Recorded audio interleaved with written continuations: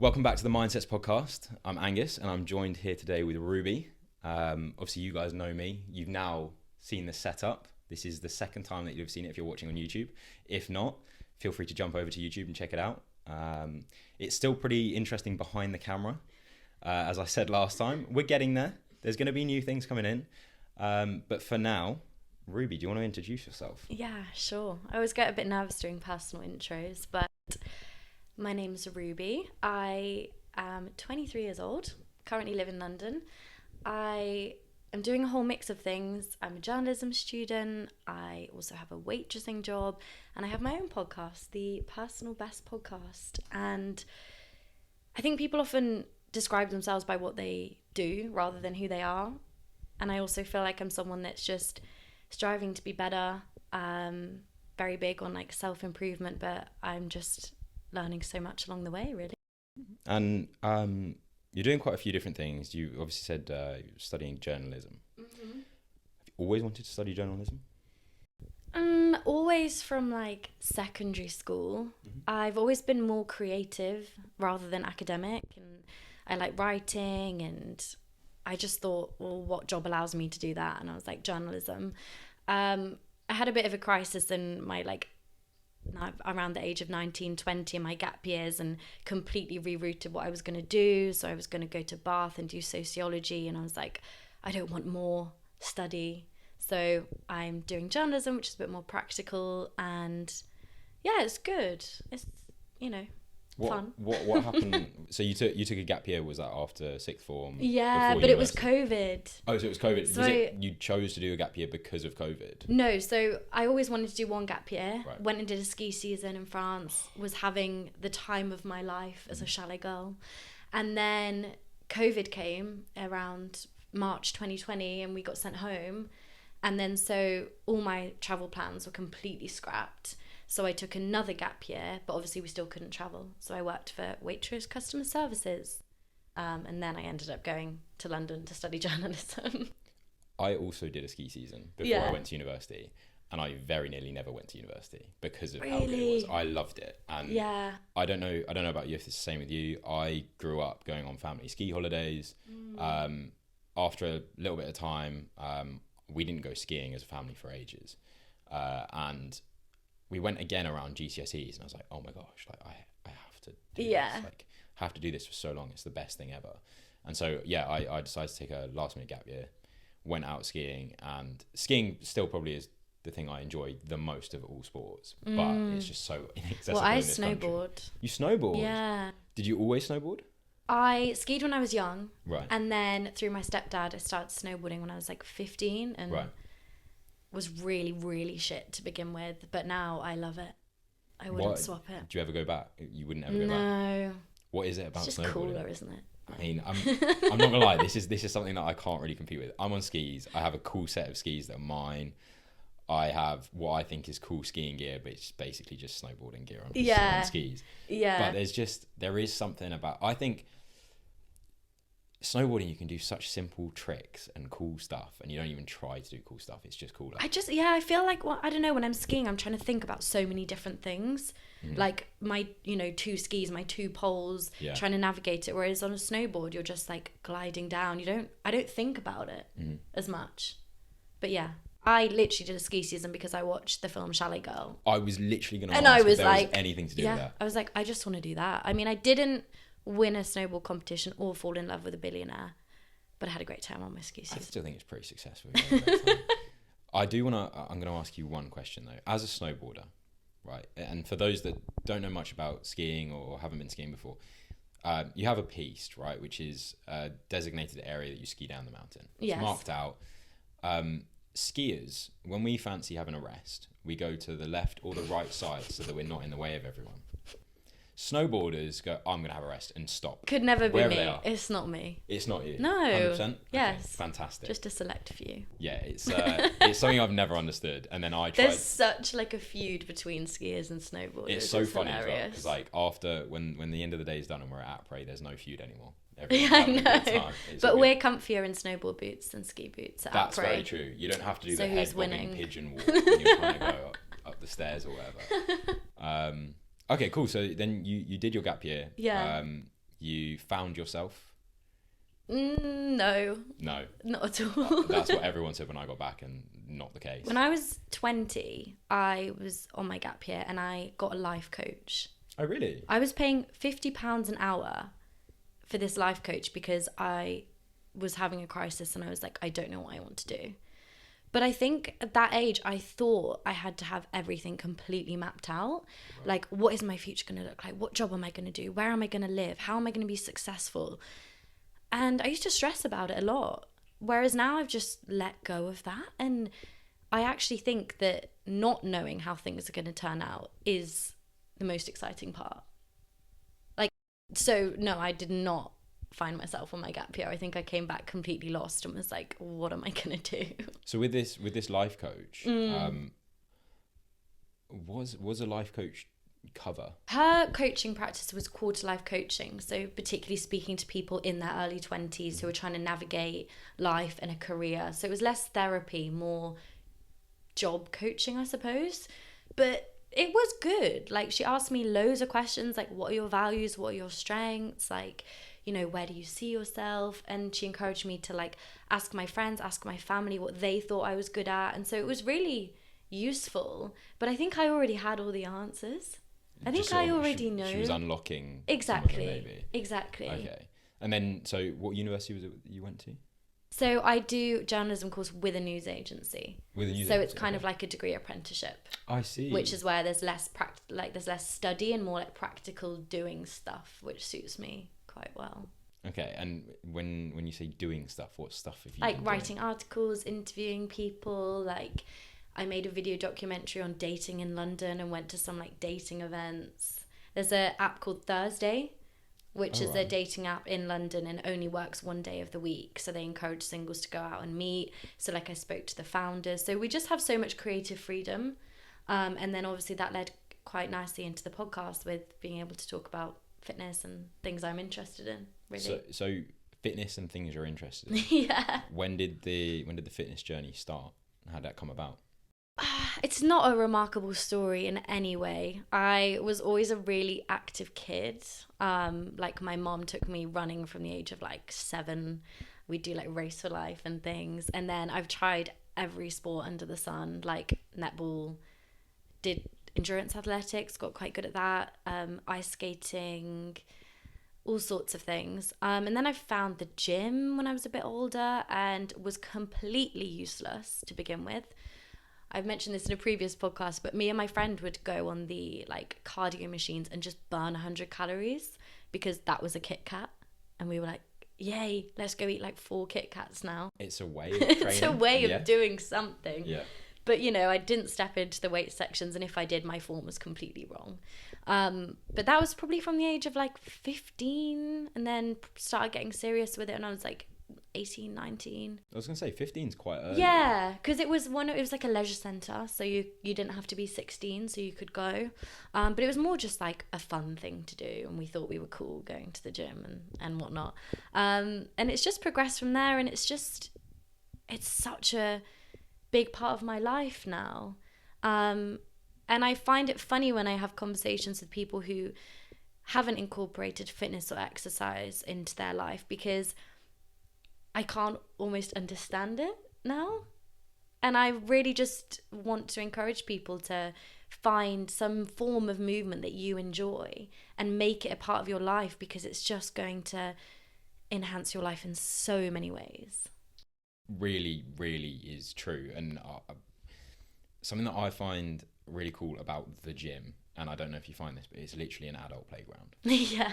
Like, you can go in there, and if you really want, most places we've got like literal monkey bars. Mm-hmm. You can just monkey bar swing if you want to. You can take a medicine ball and throw it at a wall. Why not? Like, yeah. It's perfectly normal to see that in there. If you saw that in daily life, you'd think someone had lost their mind in the street.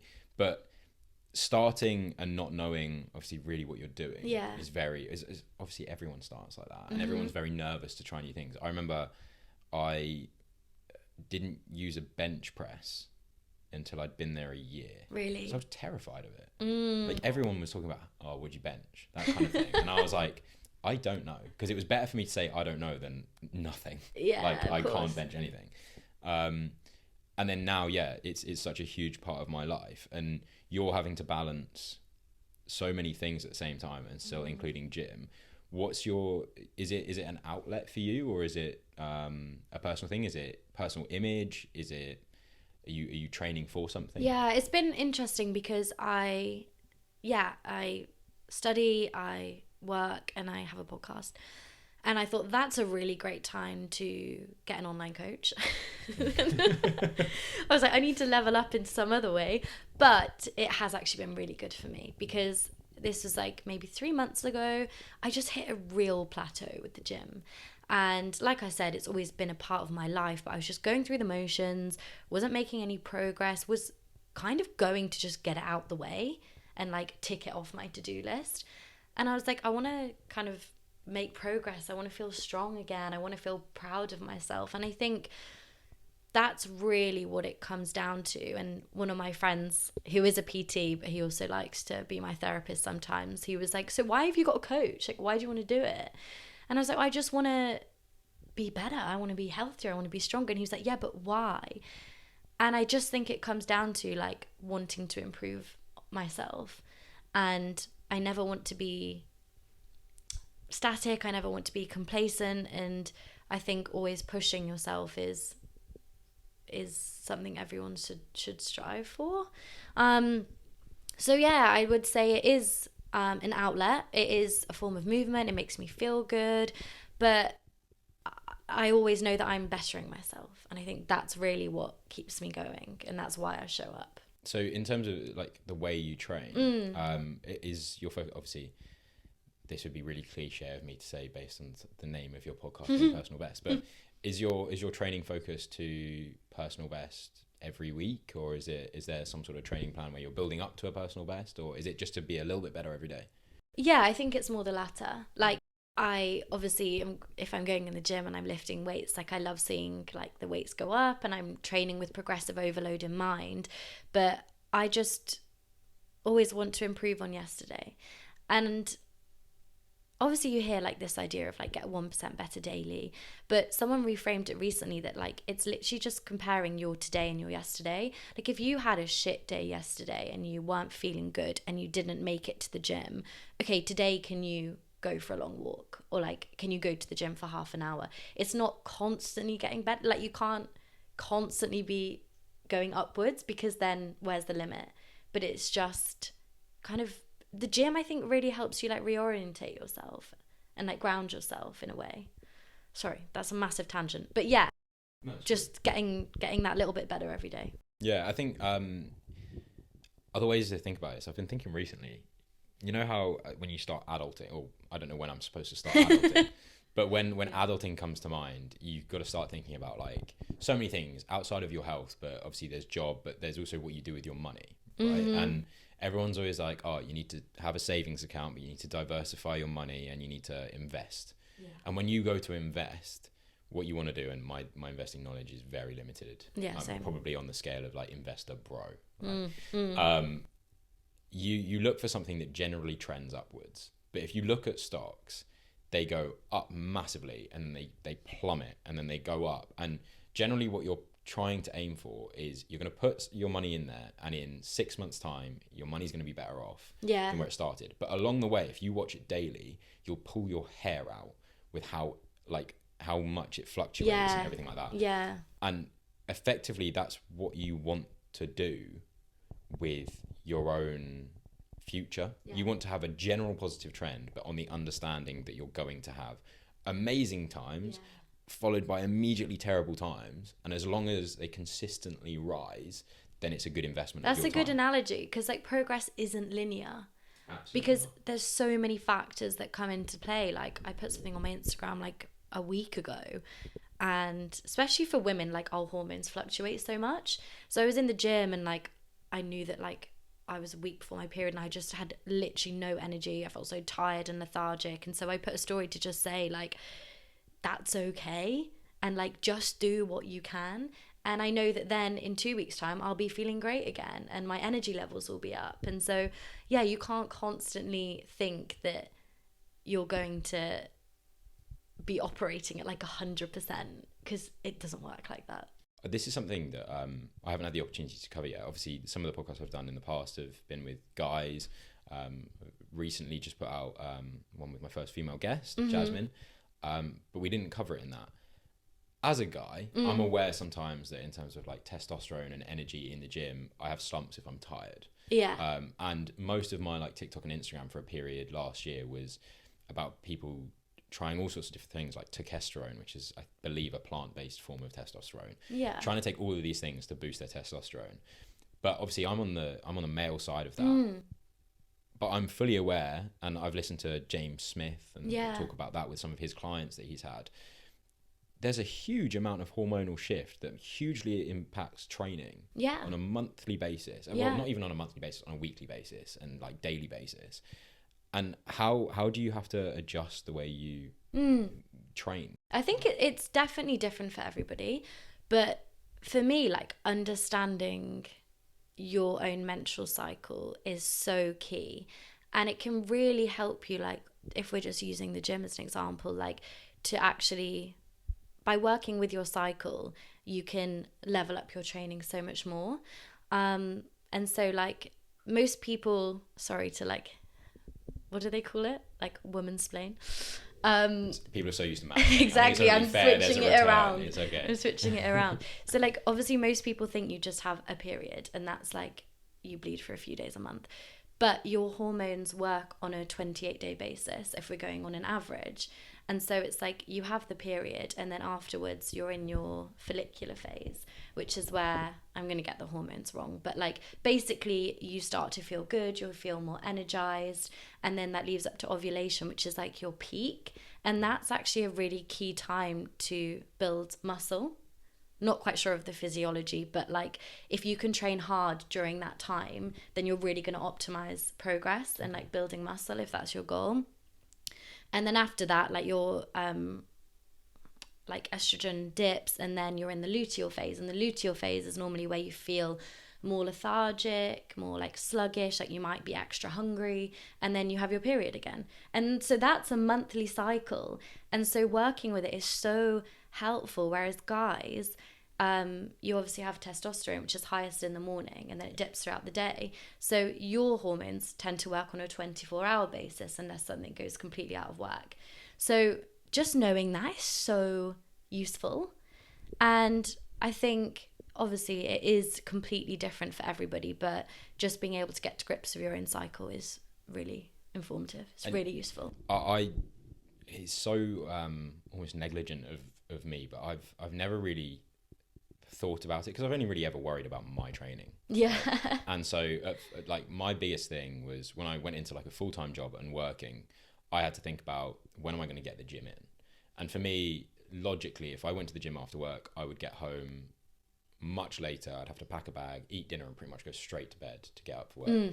But if I just get up slightly earlier, then I take the stress out of being on the London Underground when it's crazy busy. I can, if I'm slightly later than usual because I've overslept slightly, like 5 minutes, whatever, I can adjust for that time.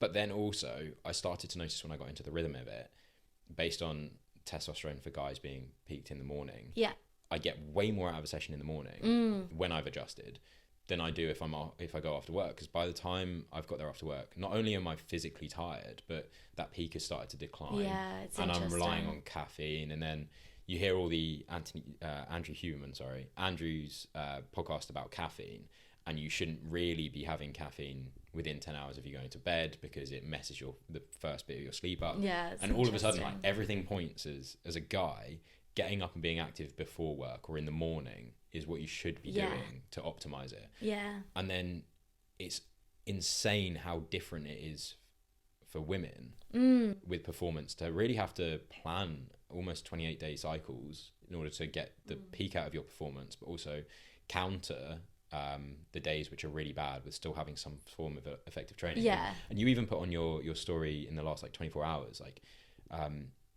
about missing a training session or I can't remember what the actual caption of it was, but you posted in the last 24 hours.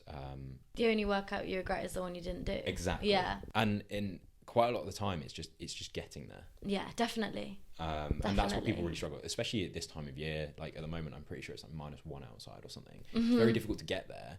and you said this in one of your podcasts, no one gets to the gym and then goes, oh, I'm going home. No, you don't. Once you're there, you get on with it. Or you don't like lie down and have a nap in the gym unless you're, I don't know, that's your chosen place. Like, well, exactly. Yeah, you're absolutely right. The hardest part is getting there, especially when it's like -1 outside. It's -1 outside, as we have just said, and now everyone is aware of that. But running in this weather isn't fun. I went for a run this morning. Did you? Yeah. It was all right? I actually really liked it. Like, I liked being cold. I think I'll either go later today or tomorrow morning, but I'm not training for anything. No. Whereas you now are training for something.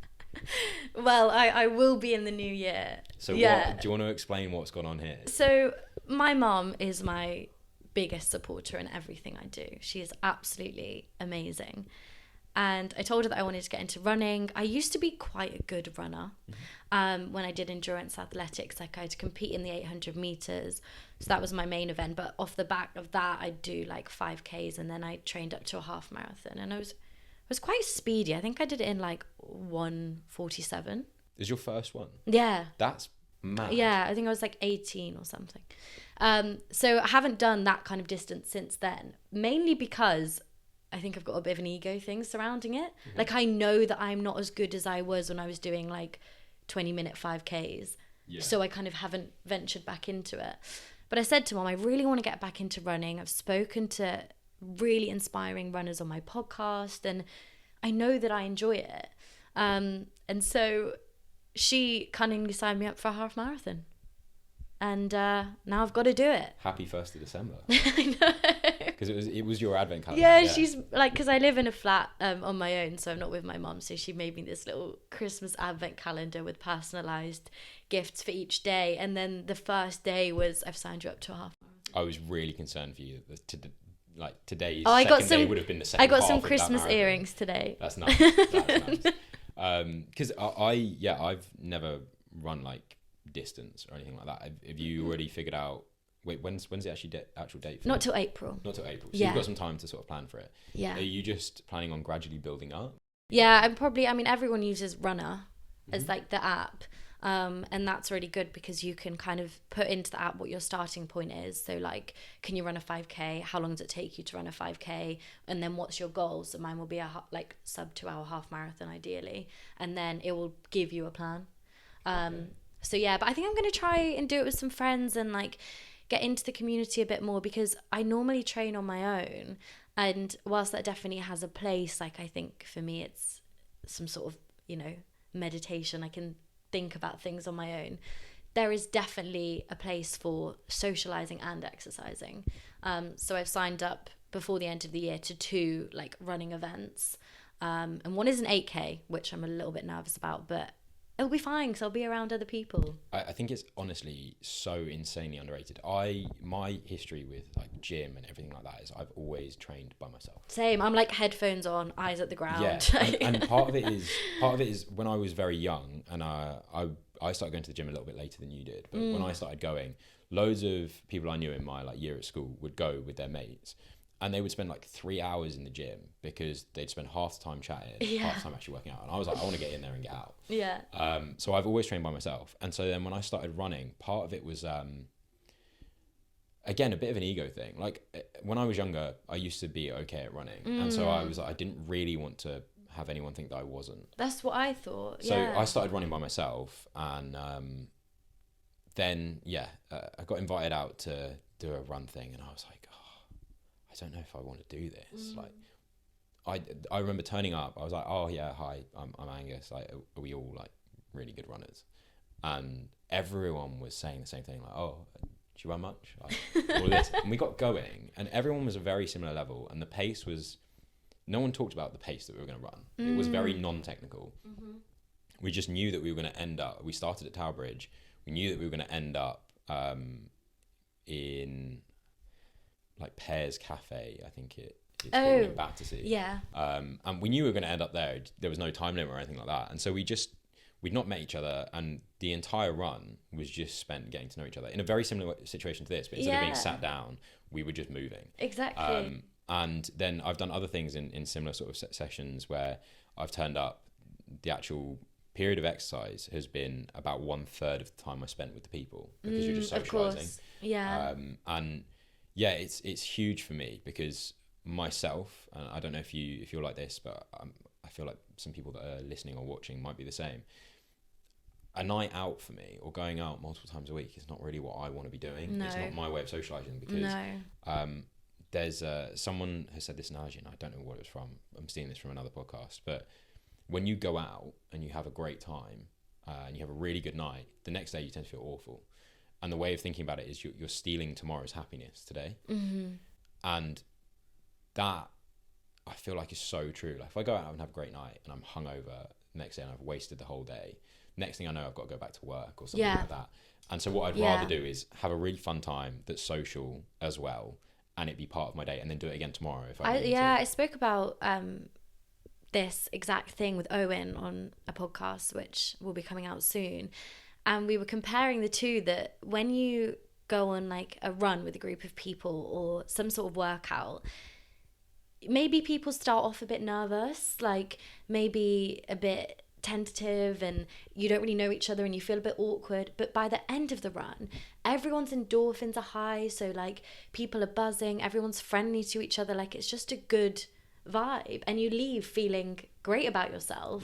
You've probably met some nice people, whereas on a night out, like particularly like me and my friends, and it does have a place, like I don't want them to think I'm never going on a night out again, but at the beginning everyone's so excited, you're getting ready, you have pre-drinks, like you're listening to music, and then you get to the bar, and then you get to the club, and then when it hits like 2 a.m.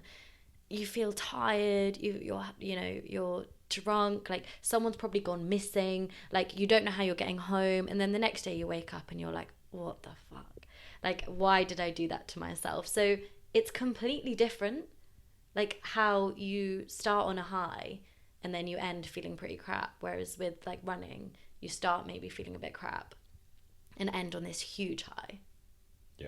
And do you think now with the whole half marathon coming up, are you going to be training more as a runner, or is it still going to just be the same sort of thing that you're doing at the moment? Like you've said that you're no longer stressing about what you're going to be doing in the future, which I think is very, very healthy, and people do get too bogged down in it. Definitely. Do you think about your future fitness journey? A little bit. I mean, I think there's been a massive trend towards like hybrid training, like getting hybrid as fuck. I don't know if it's like the algorithm is forcing that my way or something, or if that's what everyone's That is seeing. literally what everyone's doing. I do think it is. I mean, I spoke to a girl called Imo on my podcast about balancing strength training and running, because it's something I've not really had to do before. I've either been a runner or I've been into the gym. And she said you just need to prioritize one goal. So if my main goal is to run a half marathon at a decent pace, I'm still going to do the strength training, but I'm not also going to be trying and getting a hip thrust PB, because it's not the main thing. So I'll try and have my runs and then schedule some sort of strength training around it. I think that's probably the best way to go, but I've not done it before, so it's going to be a bit of like trial and error. But I'm excited. It's nice to have something new to look forward to. Are you slightly concerned that this half marathon is going to be the first step to doing a full marathon? I kind of want it to be. I think it would be fun. My mom's done one, and I'm like, I can't have my mom do a marathon and I've not done a marathon. So yeah, we'll see. Watch this space. I've had a few people message me and they've seen that I've started doing like hybrid training, and they're like, so when's the marathon? I think it's such a typical thing. I haven't signed up. They're actually quite expensive. I know, unless you do it through a charity, which I could do, but yeah, I think that's the sort of thing, especially with the type of podcast that you and I are both doing, it would probably be quite a good thing for us to find a charity or do some sort of support, or even start something ourselves for a run like that. Yeah, exactly. Which would be really cool. Yeah. But I think the other thing for me at the minute is I know so many people are doing marathons, and I don't really want to feel like I'm tagging along. But if someone was like, yeah, I'll do one with you, then I'll be like, yeah, but I think it's great. Like, it doesn't matter that so many people are doing it. It's like, yeah, but it's a personal achievement for you. Like, yeah, you're just another number doing a marathon, but like, what a like thing to work towards. So I say go for it. I'm kind of concerned as well that once you've done a marathon, it's like, if you've stepped up from half a marathon to a marathon, are you then going to start doing Ironman? I know. Like I literally cannot swim, so I'm never doing an Ironman. I mean, I can swim, but I'm rubbish. I claim that I'm a great swimmer. That's just not true. No. Yeah, absolutely not. But yeah, so with the podcast then, looking ahead, I mean, for anyone who's listening to this and hasn't listened to it, I would highly recommend it. You've had some incredible guests on, but more importantly, you're on every episode. I am. Yeah. So what's have you got a plan for that, or are you also just kind of going with emotion? I obviously have like an idea of where I'd want it to go, but I am cautious not to be delusionally optimistic, because I'm only just starting out. But people have asked me how it's going, and I can give them this metric and that metric, but the bottom line is I'm enjoying it. And I always just encourage people to do more of the thing that you enjoy. And yeah, like you've said, I've been able to speak to some pretty amazing guests, like Gymshark athletes and people from the running community, or people who've just had really inspiring stories. And selfishly, like, I then get to ask them the questions I'd want to ask. And it's already had such a big impact on my life in terms of advice that I've taken from people, new habits that I've adopted. And so if that's as good as it gets, then I'm pretty happy with that. But looking upwards, obviously, if I can continue to grow it and get more of an audience and get more people involved, then that would just be amazing. Because if I've learned so much, then what else can other people learn? So yeah. I think as a venture, obviously, we're doing a similar thing there, and I feel very similar way to you. But with other people that are going into a new personal venture, because not everyone's going to sit down and be like, "Oh, I should start a podcast." Like, yeah, it's not gonna give the same thing to different people. But yeah. I think one thing that people are quite often scared of with starting something like you have done, and juggling that alongside life is the pushback you get from people. Mm-hmm. Have you had many people sort of make you feel like this isn't, a serious thing for you? Yeah. And how do you do yeah that? I mean, I have been very lucky that most of my friends and like family and people in my life have been really supportive, because I think they know that it's authentic to me, if that makes sense. When I started a fitness Instagram, which didn't go very far, I did have a couple comments like, "Oh, like, why are you doing this? Like, there's so many people doing this already," that kind of thing. So I think the podcast has been well received because it's true to me. But yeah, in terms of having a bit of a pushback, I think anytime you do something that is a bit out of the ordinary from what most people are doing, people are going to be skeptical, and maybe rightly so.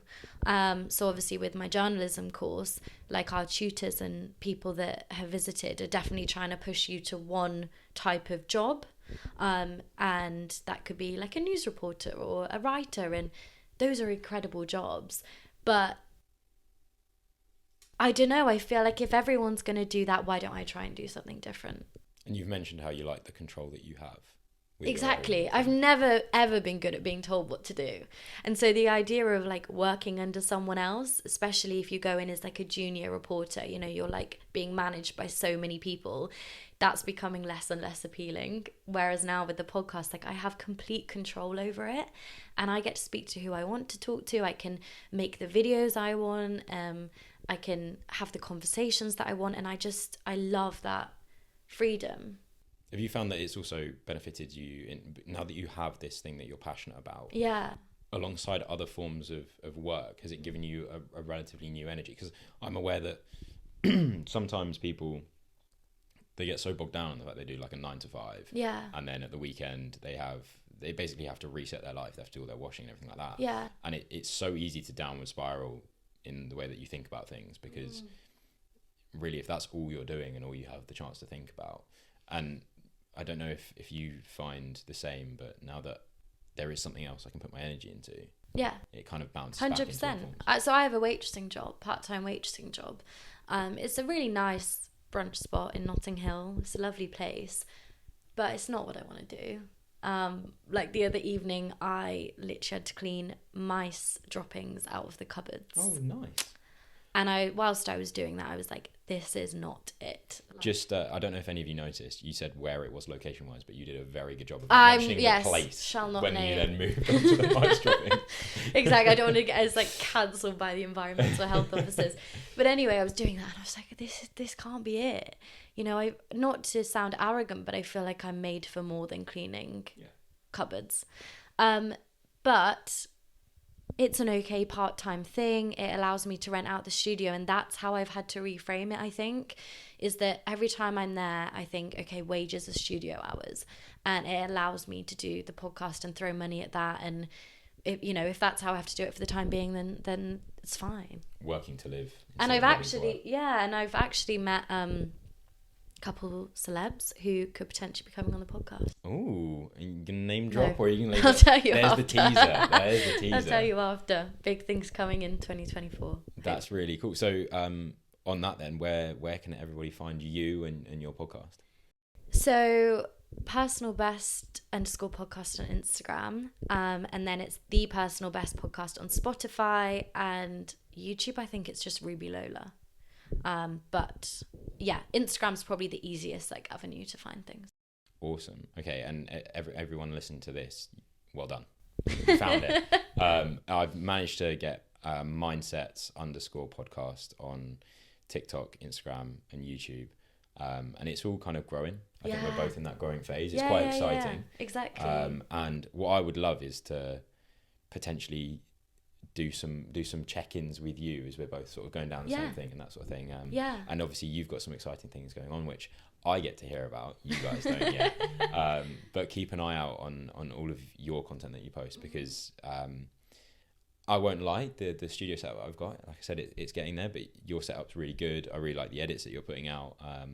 And there's a lot of stuff that I'm learning from your podcast, which I can then bring into mine, but also into my own life. Some of the lessons that you're sharing through your and it is it's a little baby, my podcast. It is by no means a huge success. And I went to see Chris Williamson's live podcast recently, and he did a Q&A at the end, and I asked something which I've been playing with is, how do you maintain this self-belief and know that you're going to be successful when you haven't got quite the evidence to back it up yet? Do you know what I mean? I feel like this podcast could be something, but the numbers aren't necessarily reflecting it. And so I think we're both definitely on this journey of growing. And I would just say to you, just keep doing it, because you don't know where it's going to go. Chris Williamson's done 700 episodes. We've done a handful. and the statistic on that being, 90% of podcasts don't get past episode 3, and then of the ones that do, 90% of those don't get past episode 20. When I'm past episode 20, I'll be I know, literally, what is that, in my top head, 1%? Top 1% of all podcasts. There you go. So everyone listening, help us both out in getting there, because we would love to someday be on that level and be doing our own thing, I'm sure. So yeah, well, thank you very much. Thank you so much for having me. It's been really fun, and thank you for trekking over to where I am. That's in London. alright. That's fine. And next time we can maybe make it a little bit easier. But again, thank you for everyone for tuning in. I hope that you got some inspiration to maybe kickstart your own thing here, but also got something out of the fact that Ruby's juggling everything at the moment, and you're doing a great job of it. Yeah, trying to. Definitely more than trying to. So yeah, we will catch you in the next episode. Obviously, all of the social media will be there. I will put all of your socials for all of your accounts into the comments and the bios of everything. So yeah, please do share, subscribe, follow, all of that good stuff. Can I ask you a question? You can. Oh yeah, I like this. Ask me a question. I ask everyone on my podcast as the final thing to give one piece of advice or a quote or a mantra to help them achieve their personal best. What would yours be? My one, I actually thought about this morning when I woke up. Everyone, whether they make it verbal or not, is going to wonder why you're doing something, or you're putting all of your energy into something, and they will ask you why you no longer have time to do certain things with them, or why you no longer make time to do other things. You get that why phase. And then when you achieve something, you get the how phase. And the answers are always the same. So the same people that ask why, and you say, because I'm really passionate about the thing I'm doing, or it's given me a completely different outlook on what I want to do. And then the same people often will ask how, and the answer is because I'm really passionate about it, and it's given me a new light of what I want to do with my life. And for me, I'm still very much in the why phase with a lot of things that I do, and I'm aware with past successes that there is the how phase, and it comes. And the way that I transition personally is you make these excuses. Again, if we use the example of a run, you got past the fact that it's cold outside. I've decided to start adding the word "and" onto everything. And I'm going to make a video about this. But if I said, I don't want to go on a run today because it's cold. It's like Alex Hormozy's voice in your head. Literally, it's Alex Hormozy's voice in my head. If you haven't heard some of his stuff, it's just that "and." Yeah. And it's so powerful because it really puts everything back into perspective of how serious it is. If I want to get from the why phase to the how phase, I just need to keep asking myself, and? Yeah. Like, oh, I don't want to do it, and? Yeah. Do it anyway. Or like, what are people going to think of me? Or what if they think it's this, and? And? Yeah. Yeah, I like that. So, there we go. Yeah, I like that. I might incorporate people asking me a question and throw me off guard, or like, yeah. Sorry, that's I really just cool. wanted to No, know. that's really cool, and it's really lucky that I was just scrolling on TikTok or Instagram when you arrived, because that gave me that. Cool. Well, yeah. Thank you very much. Have an excellent Christmas, and good luck training with the half marathon. If you want me to join on a run, I will happily do so. But yeah, nice one. Thank you very much. Thanks for having me. See you guys in a bit.